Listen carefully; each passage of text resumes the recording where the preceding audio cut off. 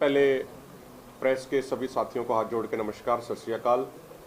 और आपका धन्यवाद करते हैं कि आप आंदोलन की शुरुआत से ही हमारी आवाज़ दुनिया के कोने कोने तक बड़ी ईमानदारी से पहुंचा रहे हैं। और मैं परिचय करा देता हूं, उसके बाद आदरणीय जगजीत सिंह डल्लेवाल जी शुरू करेंगे। मेरे दाईं तरफ है आदरणीय बलदेव सिंह सिरसा जी, आदरणीय जगजीत सिंह डल्लेवाल जी, आदरणीय अमरजीत सिंह मोड़ी जी, आदरणीय मनजीत गुमाना जी, उधर से आदरणीय लखविंदर सिंह औलख जी, चमकौर सिंह जी, जंग सिंह बटेड़ी जी, कुलविंदर पंजोड़ा जी, सुखजीत सिंह हरदो झंडे, और हमारे बाकी साथी बहरू साहब हैं और हमारे हाकिम जी हैं। तो मैं प्रार्थना करता हूं आदरणीय जगजीत सिंह डल्लेवाल जी शुरू करें। सभी सत्कारयोग पत्रकार भाइयों, सत श्री अकाल। वाहिगुरु जी का खालसा, वाहिगुरु जी की फतेह। आप सबका इस बात के लिए उन्हें धन्यवाद करना चाहते हैं कि आप शुरू से लेकर आज तक हमारे आंदोलन को पूरी दुनिया के अंदर ले जाने का प्रयास कर रहे हो। इसके लिए हम आप सबका आभार व्यक्त करते हैं। आज की जो प्रेस कॉन्फ्रेंस हम कर रहे हैं, इसकी कुछ मोटी मोटी वजहें हैं जो हम आज की प्रेस के माध्यम से आपके सामने बात रखेंगे। सबसे पहली तो बात ये है कि पिछले दिनों हमने एक कॉल दी थी कि हमारे कुछ नौजवान जो बिना वजह जेल के अंदर बंद किए हुए हैं, हमारा वहाँ पे नवदीप लड़का है, अनीश है, गुरकीरत है। अनीश की अगर बात करें तो 28 दिन से वो अनशन पे है। ये बात इतनी नहीं है कि केवल वो जेल में है, वो अनशन पे भी है। और यहाँ तक कि सरकार ने उसके पेरेंट्स को मिलने से भी मना कर रखा था, उसको अलग चक्की में बंद कर दिया।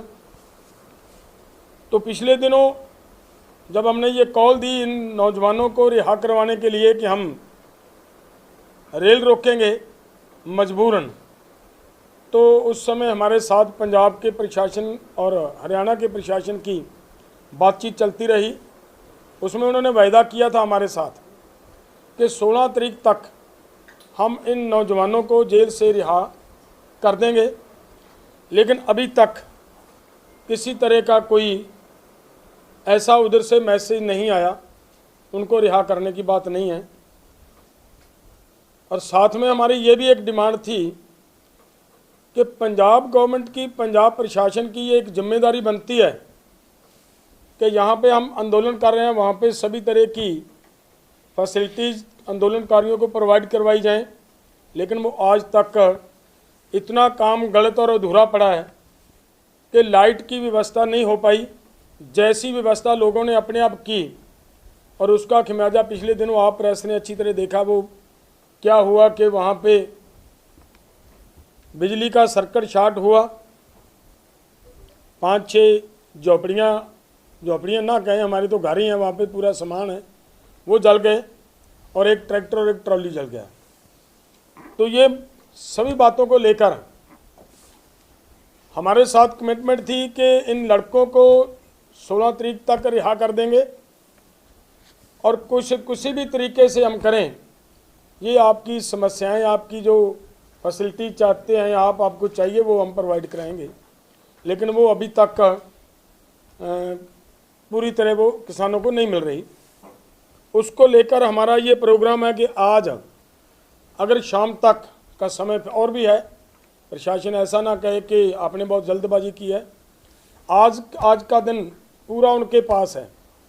अगर वो हमारे नौजवानों को रिहा करते हैं और वहाँ पे हमारी जो बिजली की व्यवस्था, पानी की व्यवस्था और फायर ब्रिगेड की व्यवस्था जो चाहिए वो पूरी करते हैं, मेडिकल की व्यवस्था चाहिए वो पूरी करते हैं, तो उसके लिए सोचा जा सकता है। जैसे हमने पहले ही पोस्टपोन किया हुआ है, नहीं तो फिर हमारी मजबूरी बनेगी, कल हमें ट्रेन की पटड़ी पे जाना हमारी मजबूरी बनेगी। हमारी कोई भावना, हमारी कोई इच्छा नहीं होती कि हम कोई हो हल्ला करना चाहते हैं। आगे बात ये है कि पूरे देश के अलग अलग जगहों पे ये गलत समय पे बारिश जो हो रही है, बेमौसमी बारिश हो रही है, इस बारिश के साथ साथ गड़ेमारी के अभी बहुत ओलावृष्टि हो रही है अलग अलग स्टेटों में, अलग अलग ज़िलों में, और सरकार उसकी तुरंत, पीछे भी नुकसान हुआ और अब फिर इस समय नुकसान हुआ है। किसानों की ये हुई ओलावृष्टि के नुकसान हुआ या बारिश की वजह से नुकसान हो रहा है, उसकी गिरदावरी करवाकर उनका तुरंत मुआवजा देने की व्यवस्था बनाए सरकार। ये सरकार अपनी जिम्मेदारी संभाले, नहीं तो फिर किसानों को इस तरफ भी आंदोलन करने के लिए प्रयास करना मजबूरी होगी। आगे जो हमारे जो कार्यक्रम दिए गए हैं, इसके लिए पंजाब और हरियाणा के अंदर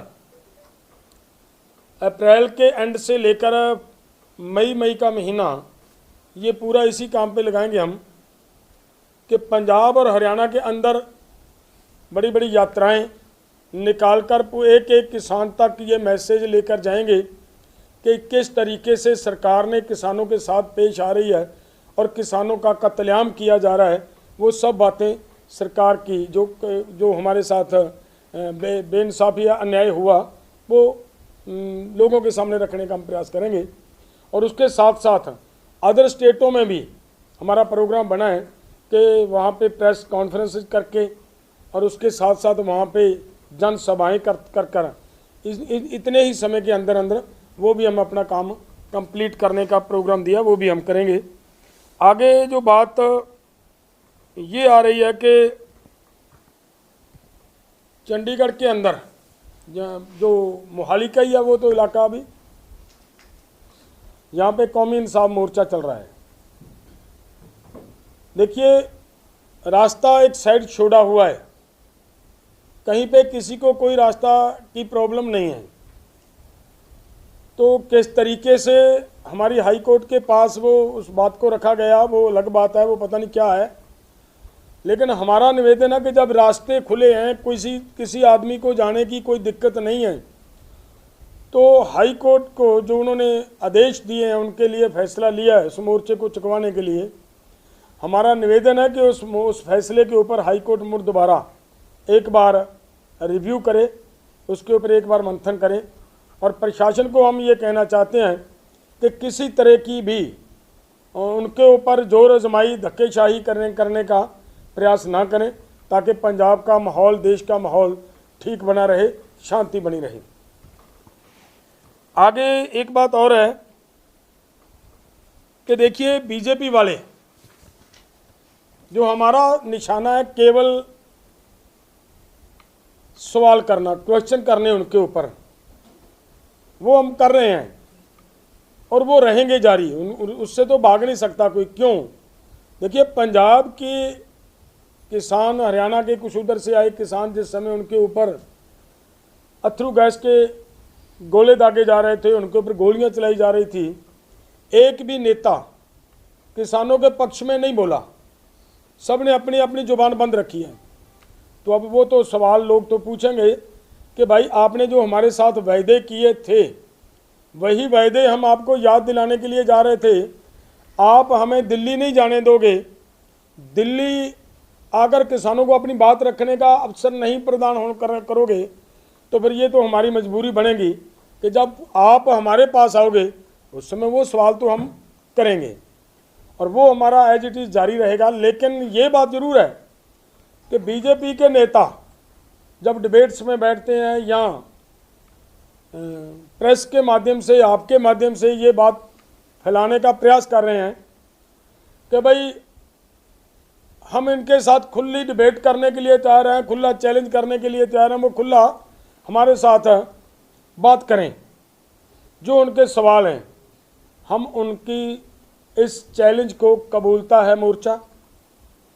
उनको खुला चैलेंज देते हैं हम कि आप लोगों को जब हमारे लोग सवाल पूछते हैं तो आपके पास एक बहुत बड़ा जवाब होता है कि ये तो हमारे ऊपर वालों को पता है जी, हमारा नहीं कीजिए काम। हमारा ये है कि अगर हमारे साथ बात करनी चाहते हैं तो हमारा उनका जो चैलेंज है वो हम कबूलते हैं। लेकिन उनको हमारा ये है कि उनके कम से कम वो ऊपर वाले ही हमारे साथ बातचीत करने के लिए खुली डिबेट मीडिया के सामने, लोगों के सामने जानी चाहिए एक एक बात, कि हम क्या कहते हैं और वो हमारी उस बात का जवाब हमें क्या देते हैं, हम उसके लिए तैयार हैं। 23 तारीख हम देते हैं, 23 अप्रैल।